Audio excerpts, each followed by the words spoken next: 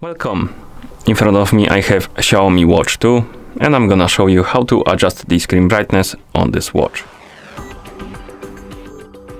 First we need to wake up the screen on our watch, and you can do it by pressing any of the buttons. Once you wake up the screen, press the upper button to open the menu. Then scroll through the menu, find the settings icon, and once you find the settings icon, tap on it to enter the settings. In settings, find the option called display and tap on it. And here you should see the brightness option. Tap on it. By default, the adaptive brightness will be enabled. But if you want the brightness level to stay at the level you set it, you need to disable this option, because this one, basically if this option is enabled, the brightness of the screen will be changing automatically according to the surrounding light.